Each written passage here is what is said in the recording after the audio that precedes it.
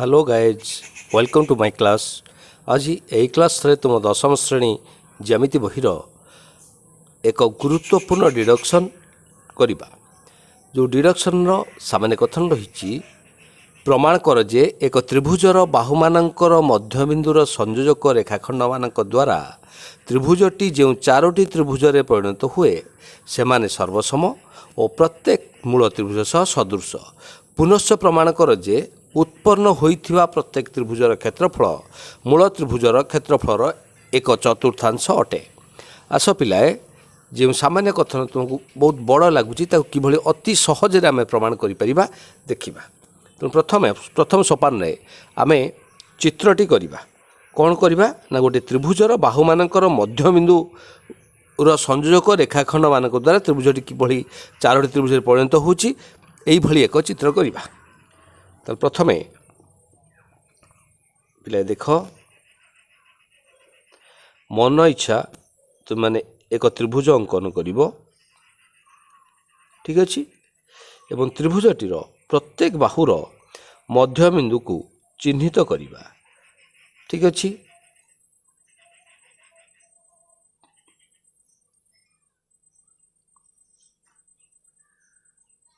देखि पारछ ना आमे एक त्रिभुज अंकन कले तार नामकरण मध्य करदेवा ए बी सी त्रिभुज रूप में।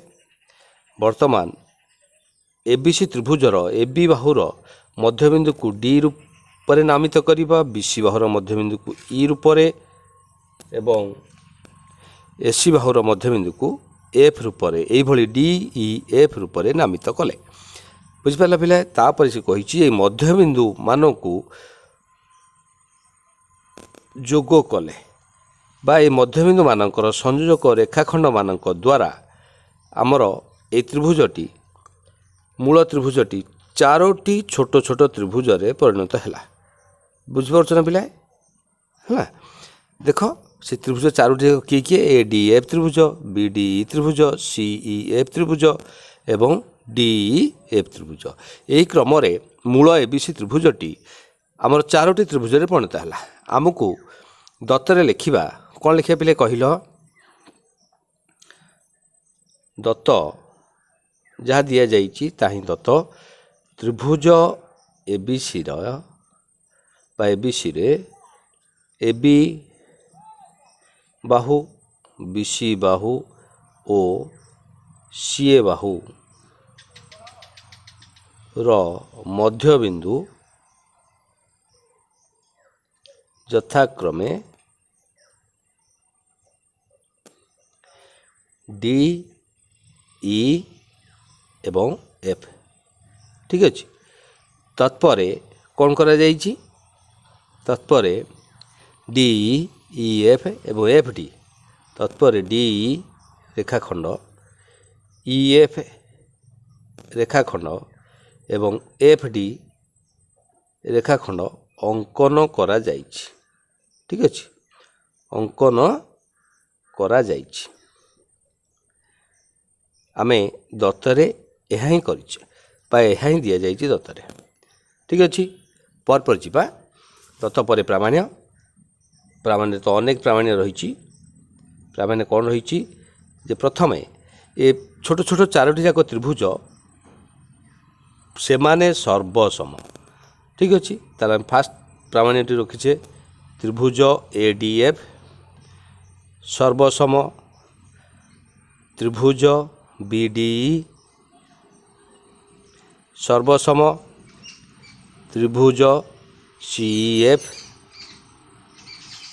सर्वसम, त्रिभुज डी ई एफ। यही भली आमे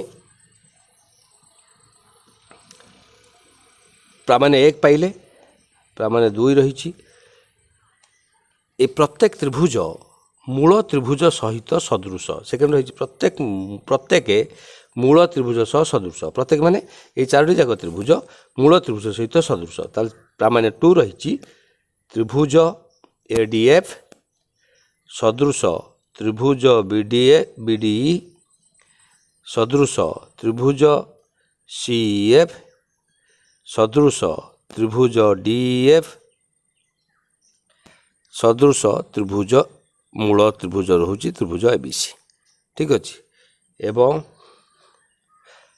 प्रामाण्य 3 रही प्रत्येक त्रिभुजर क्षेत्रफल मूल त्रिभुजर क्षेत्रफल 1/4 अर्थात त्रिभुज ADF रो क्षेत्रफल जहाँ जेहेतु ए चारोटी जाक त्रिभुज सर्वसम तेणु ये प्रत्येक त्रिभुजर क्षेत्रफल ये आम लिखिपर बा त्रिभुज BDE रो क्षेत्रफल बा त्रिभुज CF रो क्षेत्रफल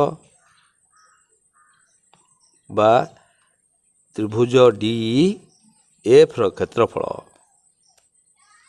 समान 1/4 बा 1/4 हम मूल त्रिभुजर क्षेत्रफल त्रिभुज ABC रो क्षेत्रफल 1/4 माने 1/4 हम ठीक अच्छे ताल आम 3टी गुरुत्वपूर्ण प्रमाण ये आम करवा बर्तमान जीवा प्रमाण को किभली प्रमाण करवा प्रमाण स्टार्ट करिया पिले अंकन नहीं बिना अंकन रे ये प्रमाण संभव अच्छा पिले देखिल कहले मते टिके त्रिभुज ABC रे AB रो मध्यबिंदु किए D एवं AC रो मध्यबिंदु F या लिखिबा त्रिभुज ABC रे AB बाहु रो मध्यबिंदु बा AB बाहु और AC बाहु रो मध्यबिंदु यथाक्रमे D एवं F ठीक है D एवं F दिस इम्प्लाइज अच्छा पिलाए आमे नवम एक उपपाद्य जानी थिले एक त्रिभुजर 2टी बाहुर मध्यबिंदु को जोग कर रेखाखंड यार तृतीय बाहु सह समांतर और तार दैर्घ्यर अर्धेक ताल बर्तमान कह त्रिभुज ABC रे AB बाहुर मध्यबिंदु D एवं AC बाहुर मध्यबिंदु F हेले ए DF रेखाखंडटी तार तृतीय बाहु BC सह समांतर दिस इम्प्लाइज आम कौन पाइबा DF बाहुटी बा रेखाखंडटी समांतर हम BC सहित एवं DF यही दुई बाहुर मध्यबिंदु जो कर रेखाखंड यार तृतीय बाहुर दैर्घ्यर अर्धेक तेणु हाफ ऑफ BC अच्छा पिले कहल ये BC रो मध्यबिंदु किए ई रही तेणु BC रो अधा को आम नहीं पार कौन B नहीं पार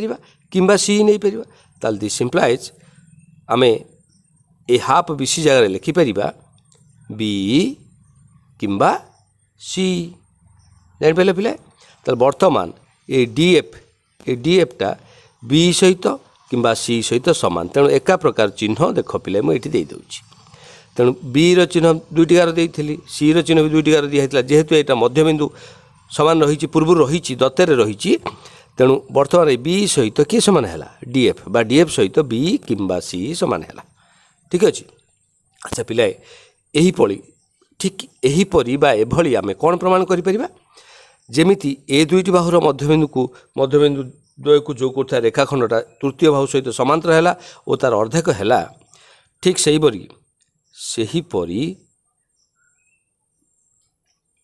प्रमाण करा जाई पारे जे सेहीपरी प्रमाण करा जाई पारे जे कौन कौन प्रमाण करा जाई पारे कह D समांतर AC समांतर AC बा CA एवं D टा AC रो अर्धेक हम D is equal to half of AC is equal to half AC जगह आम लिखिपर AF कि CF एवं एक मत चिन्ह द्वारा आम दर्शे पार D टा AF आउ CF सहित सामान 3टा गार दिखाई आम 3टा गार दे पार तेणु D टा AF सहित कि CF सहित सामान एवं आउ एक तथ्य रहा देख BC मध्यबिंदु E AC मध्यबिंदु F हेले ए दुई मध्यबिंदु जो संयोग रेखाखंड EF AB सह समांतर हेब ଇ ଏଫ୍ ସମାନ୍ତର ଏ ବି ଏବଂ ଏଇ ଇ ଏଫ୍ଟା ଏ ବିର ଅଧା ହେବ। ଏ ବିର ଅଧା ମାନେ କେତେ ହେବ ନା ଏ ଡି କିମ୍ବା ବି ଡି ସହିତ ସମାନ ହେବ। ତାହେଲେ ଏଠି ମଧ୍ୟ ଏକା ପ୍ରକାର ଚିହ୍ନ ଦେଇଦେବା E F T A D ସହିତ ଏବଂ ବି ଡି ସହିତ ସମାନ ବୋଲି ଦେଖ। ଏଇଭଳି ଆମେ ଏକା ପ୍ରକାର ଚିହ୍ନ ଦେଇଦେଲେ। ଦେଖ ପିଲା ପରେ ବର୍ତ୍ତମାନ ଆମର ପ୍ରମାଣର ଏ ପ୍ରଥମ ସୋପାନ ସରିଯାଇଛି। ପ୍ରଥମ ସୋପାନ ପରେ ଆମେ ଆମର ଲକ୍ଷ୍ୟସ୍ଥଳକୁ ଧୀରେ ଧୀରେ ଆଗେଇ ଯିବା। ଦେଖ ପିଲାଏ ପ୍ରଥମେ ଆମେ এই ଛୋଟ ଛୋଟ ତ୍ରିଭୁଜ ଗୁଡ଼ିକୁ ପ୍ରଥମ ପ୍ରାମାଣ୍ୟରେ ରଖିଥିଲେ କିଭଳି ସର୍ବସମ କରିବା। ତାର ପ୍ରଥମ କେସ୍ରେ ଆମେ କରିବା ନା ତ୍ରିଭୁଜ ଏ ଡି ଏଫ୍ ଓ ତ୍ରିଭୁଜ ବି ଡି ଇ ତ୍ରିଭୁଜ ବି ଡି ଇ ଦ୍ୱୟରେ ବା ଦ୍ୱୟ ମଧ୍ୟରେ କିଭଳି ଆମେ ପୂର୍ବ ପ୍ରମାଣ କରୁଥିଲେ ଦୁଇଟି ତ୍ରିଭୁଜକୁ ସଦୃଶ କରିବା ପାଇଁ ଆମେ ଜାଣିଥିଲେ କୋକୋ ବାବା ଆଉ ବାକୋବା ସାଦୃଶ୍ୟତା ନିୟମ। ସର୍ବସମର ନିୟମ 5ଟି ଜାଣିଥିଲେ ବାବା ବାକୋବା କୋବାକୋ କୋକୋବା ଏବଂ ସକୋବା। ତ ଏଠି ଦୁଇଟି ତ୍ରିଭୁଜକୁ ସର୍ବସମ କରିବା ପାଇଁ ଏହି ତ୍ରିଭୁଜ ଦୁଇଟି ପିଲେ ଦେଖ ତ୍ରିଭୁଜ ଏ ଡି ଏଫ୍ ଓ ତ୍ରିଭୁଜ ବି ଡି ଇ ଏ ତ୍ରିଭୁଜ ମଧ୍ୟରେ ଦେଖିନିଅ ପିଲାଏ A D is equal to B D. ଯେଉଁ ତ୍ରିଭୁଜ ଆଗ ଲେଖିଥିବ ସେହି ତ୍ରିଭୁଜର ବାହୁ ବା କୋଣ ଆଗ ଲେଖିବା ଏହା ଦତ୍ତ। ଯେହେତୁ ଏ ବିର ମଧ୍ୟବିନ୍ଦୁ ଡି ଦତ୍ତରେ ଅଛି ତେଣୁ ଆମେ ଦତ୍ତରୁ ପାଇଲେ ତତ୍ପରେ ଦେଖିବା A F is equal to D A F ବାହୁର ଦୈର୍ଘ୍ୟ is equal to D E. ଏହାକୁ ପ୍ରମାଣ କରିଛେ ପିଲା ପ୍ରମାଣିତ ବୋଲି ଲେଖିବା। ଏଇଟା କେଉଁଠୁ ପାଇଲେ ସବୁ ଯୁକ୍ତିମୂଳକ ପ୍ରମାଣ କରି ବାରମ୍ବାର ଏଇଭଳି କରିବା। ଏବଂ ତୃତୀୟ ବାହୁ ଏହାର ଡି ଏଫ୍ ଏହାର ବି ସହିତ ସମାନ ଦେଖିଦେଉଛ ନା ଡି ଏଫ୍ ଏହାର ବି ସହିତ ସମାନ ଇଏ ମଧ୍ୟ ପ୍ରମାଣ କରିଛେ। ଦିସ୍ ଇମ୍ପ୍ଲାଇଜ୍ ତ୍ରିଭୁଜ ଏ ଡି ଏଫ୍ ସର୍ବସମ ତ୍ରିଭୁଜ ବି ଡି। এইটা ଆମେ ବା ସର୍ବସମତା ଅନୁଯାୟୀ ତ୍ରିଭୁଜ ଦୁଇଟିକୁ ସର୍ବସମ ବୋଲି ପ୍ରମାଣ କଲେ। ଏଠି ଲେଖିବା ବା ସର୍ବସମତା ଅନୁଯାୟୀ ବା ଅନୁସାରେ। ପିଲା ଜାଣିପାରିଲେ ବା ସର୍ବସମତା ଅନୁଯାୟୀ କିଭଳି ଏଇ ତ୍ରିଭୁଜ ଦୁଇଟା ସର୍ବସମ ହେଲା। ଠିକ୍ ସେହିଭଳି ବାରମ୍ବାର ଆମେ ଏହାକୁ ଏଇଭଳି ପ୍ରମାଣ ନ କରି ଲେଖିଦେବା ସେହିପରି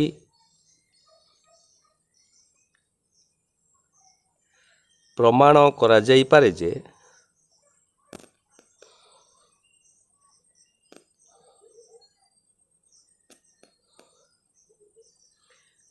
କ'ଣ ପ୍ରମାଣ କରାଯାଇପାରେ এই ত্রিভুজ এডিএফটি ଅନ୍ୟ ତ୍ରିଭୁଜ ଗୁଡ଼ିକ ସହିତ ମଧ୍ୟ ସର୍ବସମ। ତ୍ରିଭୁଜ ଏଡିଏଫ୍ ସର୍ବସମ ତ୍ରିଭୁଜ ସିଇଏଫ୍ ଆଣ୍ଡ ତ୍ରିଭୁଜ ଏଡିଏଫ୍ ସର୍ବସମ ତ୍ରିଭୁଜ ଡିଇଏଫ୍। ଠିକ୍ ଅଛି। ଆଚ୍ଛା ପିଲା ଆକୁ ଯଦି ଆମେ ସମୀକରଣ 1 ଏବଂ ଏକୁ ସମୀକରଣ 2 ଦେବା ତାହେଲେ ସମୀକରଣ 1 ଓ 2ରୁ ଆମେ କ'ଣ ପାଇଲେ ତ୍ରିଭୁଜ ଏଡିଏଫ୍ ସର୍ବସମ ତ୍ରିଭୁଜ ବିଡି। ଏଠି ତ୍ରିଭୁଜ ଏଡିଏଫ୍ ସର୍ବସମ ତ୍ରିଭୁଜ সিএফ। এটি ত্রিভুজ এডিএফ সর্বসম ত্রিভুজ ডিএফ। অর্থাৎ এই এডিএফ ত্রিভুজটি এই ত্রিভুজ এই ত্রিভুজ তিনটা ত্রিভুজ সহিত সদৃশ সর্বসম। তাহলে দিস প্রত্যেক পরস্পর সর্বসম। তাহলে সমীকরণ 1 2 আমি পাইপারিবা ত্রিভুজ এডিএফ সর্বসম ত্রিভুজ বিডি সর্বসম ত্রিভুজ সিএফ সর্বসম ত্রিভুজ ডিএফ। আচ্ছা পিলা ये आमर प्रामाण्य 1 प्रमाणित है प्रूव्ड है। पुनश्च जीवा तार सेकेंड प्रमाण करने सेकेंड सोपान कौन रखी आम प्रामाण्य ना ए प्रत्येक त्रिभुज मान प्रत्येक छोट त्रिभुज ଗୁଡ଼ିକ ଏହାର ମୂଳ ତ୍ରିଭୁଜ ସହିତ ସଦୃଶ ହେବ। ଠିକ୍ ଅଛି, ତାହେଲେ ବର୍ତ୍ତମାନ ଦେଖିବା ନା ତ୍ରିଭୁଜ ଏ ଡି ଏଫ୍ ଓ ମୂଳ ତ୍ରିଭୁଜ କିଏ? ତ୍ରିଭୁଜ ଏ ବି ସି ଦ୍ୱୟରେ ବା ଦ୍ୱୟ ମଧ୍ୟରେ। ଠିକ୍ ଅଛି, ଯେହେତୁ ଦେଖିନେବା ପିଲାଏ ଉଭୟ ତ୍ରିଭୁଜର ଦେଖିନିଅ ତ୍ରିଭୁଜ ଏ ଡି ଏଫ୍ ଓ ତ୍ରିଭୁଜ ଏ ବି ସିର ଉଭୟ ତ୍ରିଭୁଜର ଏ କୋଣଟା ହେଉଛି କେଉଁ କୋଣ? ସାଧାରଣ କୋଣ, ମାନେ ଉଭୟର ସମାନ ଅଛି। ଦେଖିନେବା। ଆଚ୍ଛା, ତ୍ରିଭୁଜ ଏ ଡି ଏଫ୍ର ଏଇ ଡି କୋଣଟା ମାନେ ଏ ଡି ଏଫ୍ କୋଣର ପରିମାଣ ଯାହା, ତ୍ରିଭୁଜ ଏ ବି ସିର ବି କୋଣ ପରିମାଣ ସେଇଆ। କାହିଁକି ସମାନ? ନା ଏ ଦୁଇଟି କୋଣ ଅନୁରୂପ କୋଣ ଏବଂ ଏଫ୍ କୋଣ ମଧ୍ୟ ଏହାର ସି କୋଣ ସହିତ ସମାନ, ଇଏ ମଧ୍ୟ ଅନୁରୂପ କୋଣ। ଅର୍ଥାତ୍ ତ୍ରିଭୁଜ ଏ ଡି ଏଫ୍ର ତିନୋଟି କୋଣର ପରିମାଣ ତ୍ରିଭୁଜ ଏ ବି ସିର ଅନୁରୂପ ତିନୋଟି କୋଣର ପରିମାଣ ସହ ସମାନ। ତେଣୁ ଏହି ତ୍ରିଭୁଜ ଦ୍ୱୟ ସଦୃଶ କୋଣୀୟ ଅର୍ଥାତ୍ ସଦୃଶ। ତେଣୁ ତ୍ରିଭୁଜ ଏ ଡି ଏଫ୍ ଓ ତ୍ରିଭୁଜ ଏ ବି ସି ଦ୍ୱୟରେ ବା ଦ୍ୱୟ ମଧ୍ୟରେ ଆମେ କ'ଣ ପାଇଲେ? ଏ ଡି ଏଫ୍ କୋଣର ପରିମାଣ ଇଜ୍ ଇକ୍ୱାଲ୍ ଟୁ ବି କୋଣର ପରିମାଣ। ଏଇଟା କେଉଁଠି ପାଇଲେ? ନା ଯେହେତୁ ଅନୁରୂପ ଏବଂ ଏ କୋଣଟା ଉଭୟର ସାଧାରଣ, ଏ କୋଣ ସାଧାରଣ କୋଣ, ଉଭୟ ତ୍ରିଭୁଜର ଗୋଟେ କୋଣ। ଆଚ୍ଛା, ମୁଁ ତୃତୀୟ କୋଣ ଲେଖିବାର ଆବଶ୍ୟକତା ନାହିଁ, କାହିଁକି ନା ପ୍ରତ୍ୟେକ ତ୍ରିଭୁଜର କୋଣମାନଙ୍କର ପରିମାଣ ସମଷ୍ଟି 180 ଡିଗ୍ରୀ ହେଉଥିବାରୁ ଗୋଟିଏ ତ୍ରିଭୁଜ ଦୁଇଟି କୋଣ ପରିମାଣ ଅନେକ ତ୍ରିଭୁଜର ଅନୁରୂପ ଦୁଇଟି କୋଣ ପରିମାଣ ସହ ସମାନ ହେଲେ ତ୍ରିଭୁଜ ଦ୍ୱୟର ତୃତୀୟ କୋଣ ଅଟୋମେଟିକାଲି ସମାନ ହୋଇଯାଏ। ତେଣୁ ଦିସ୍ ଇମ୍ପ୍ଲାଏଜ୍ ଏଠି ଆମେ ପାଇଲେ ତ୍ରିଭୁଜ ଏ ଡି ଏଫ୍ ସଦୃଶ ତ୍ରିଭୁଜ ଏ ବି ସି। ଠିକ୍ ଅଛି, ତାହେଲେ ଏଇଟା କେଉଁ ସାଦୃଶ୍ୟତା ନିୟମ ଅନୁଯାୟୀ? କୋ ସାଦୃଶ୍ୟତା ନିୟମ ଅନୁଯାୟୀ କୋ ବା କୋ ସାଦୃଶ୍ୟତା ଯାହା କହିଲେ ଚଳିବ। ଠିକ୍ ଅଛି, ତେଣୁ କୋ ସାଦୃଶ୍ୟତା ଅନୁସାରେ ଏ ତ୍ରିଭୁଜ ଦ୍ୱୟ ପରସ୍ପର କ'ଣ ହେଲେ? ୟାକୁ ଇକ୍ୱେସନ୍ ନମ୍ବର 3 ଦେବା। ତାହେଲେ ଏହିଭଳି ବା ସେହିପରି ପ୍ରମାଣ କରାଯାଇପାରେ ଯେ ସେହିପରି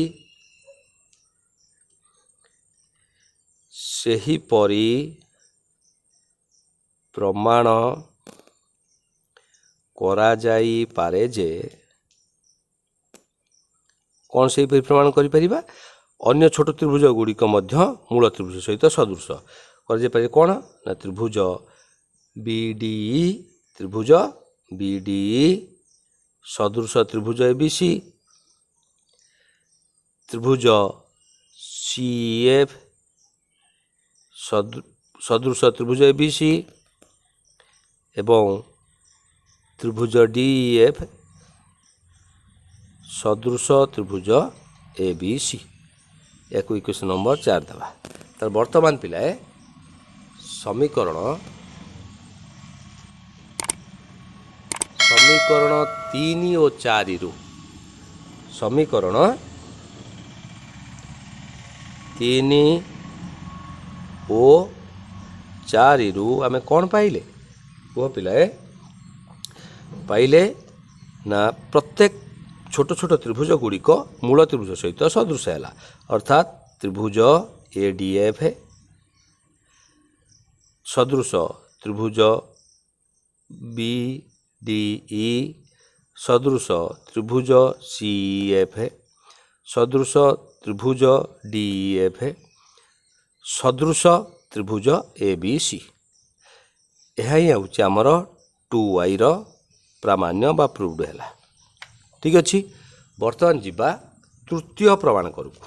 ଆଚ୍ଛା ପିଲାଏ, ଆମେ ଜାଣିଛେ ଦୁଇଟି ସଦୃଶ ତ୍ରିଭୁଜର କ୍ଷେତ୍ରଫଳର ଅନୁପାତ ସେମାନଙ୍କର ଅନୁରୂପ ବାହୁର ଦୈର୍ଘ୍ୟର ବର୍ଗାନୁପାତ ସଙ୍ଗେ ସମାନ। ଆଚ୍ଛା, ବର୍ତ୍ତମାନ ଦେଖିବା ପିଲାଏ, ଏଠି ଆମେ ଟିକେ ଦେଖିନେବା। ଦେଖ ପିଲାଏ, ବର୍ତ୍ତମାନ ତ୍ରିଭୁଜ ନାଓ ଚିନ୍ତା କର, ତ୍ରିଭୁଜ ଏ ଡି ଏଫ୍, ତ୍ରିଭୁଜ ଏ ଡି ଏଫ୍ ଦେଖିପାରୁଛ ନା? ତ୍ରିଭୁଜ ଏ ଡି ଏଫ୍ ସଦୃଶ ତ୍ରିଭୁଜ ଏ ବି ସି। ଆମେ ଜାଣିଛେ ଏଇଟା ଯେହେତୁ ଆମେ କେଉଁଠୁ ପାଇଲେ? ନା ପ୍ରମାଣିତ, ପୂର୍ବରୁ ପ୍ରମାଣ କରାଯାଇଛି ଯେ ଏଇଠି ପ୍ରମାଣ କରାଯାଇଛି ଯେହେତୁ ଛୋଟ ତ୍ରିଭୁଜ ଗୁଡ଼ିକ ମୂଳ ତ୍ରିଭୁଜ ସହିତ ସଦୃଶ। ଆମେ ଏଇଥିରୁ ପିଲାଏ କ'ଣ ପାଇପାରିବା? ନା ଦୁଇଟି ସଦୃଶ ତ୍ରିଭୁଜର କ୍ଷେତ୍ରଫଳର ଅନୁପାତ, ଅର୍ଥାତ୍ ତ୍ରିଭୁଜ ଏ ଡି ଏଫ୍ର କ୍ଷେତ୍ରଫଳ विभक्तक त्रिभुज एबीसी क्षेत्रफल समान से अनुरूप बाहुर वर्गानुपात संगे समान। अनुरूप बाहु कहले देख ये पिलाए त्रिभुज एडीएफ एडी बाहु त्रिभुज एबीसी एबी बाहुर अनुरूप बाहु तेणु एडी वर्ग एवं एबी वर्गर अनुपात संगे समान। ठीक अच्छे पिलाए बर्तमान या सरल करदे एक लिखिपर A D by A B whole square लिखिपर A D by A B whole square. ठीक अच्छे अच्छा आम जाचे एडीटा एबी अधा। ठीक अच्छे तेणु एडी एबी जगार आम लिखिपर एडी जगार आम एडी जगार हाफ ऑफ एबी लिखिपर एबी स्थान आम लिखिपर 2AD जेहेतु एबी मध्यबिंदु डी तेणु एडी हूँ एबी अधा एबी हूँ दीटा एडी सहित सामान। ठीक अच्छे ताल देख पिला एटा केते रहिला आउ 1/2 होल स्क्वायर केते हला 1 स्क्वायरटा 1 2 स्क्वायरटा 4। वर्तमान पिला देख ताल दिस इम्प्लाइज कौन पाइले त्रिभुज एडीएफ क्षेत्रफल इज इक्वल टू एडी त्रिभुज ए विश्व क्षेत्रफल पिला एपटे भाग कराई तो सेपटे गुणन करा 1/4 इंटू त्रिभुज ए बी सी क्षेत्रफल पिला जापरच तेणु यह ही आमर प्रमाण करने को थिला आम प्रामाण्य 3 रूप में आम जाने त्रिभुज एडीएफ क्षेत्रफल जहाँ छोट छोट त्रिभुज गुड़िकर क्षेत्रफल से तेणु से ही प्रमाण कर लिखिदे पार से ही परी प्रमाण करा जाई पारे जे कौन प्रमाण करा पारे से छोट त्रिभुज गुड़िकर क्षेत्रफल बड़ त्रिभुज क्षेत्रफल 1/4। ठीक अच्छे ताल त्रिभुज एडीएफ गला तापर आनिबा त्रिभुज बीडी क्षेत्रफल इज इक्वल टू त्रिभुज सी एफ क्षेत्रफल इज इक्वल टू त्रिभुज डी एफ क्षेत्रफल इज इक्वल टू हाफ 1/4 माने 1/4 1/4 इंटू त्रिभुज ए बी सी क्षेत्रफल।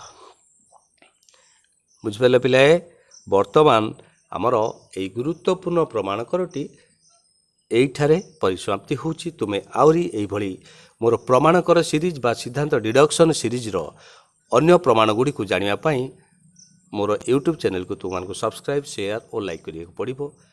देखा हो परवर्ती क्लास रे रहूची। धन्यवाद। Thank you.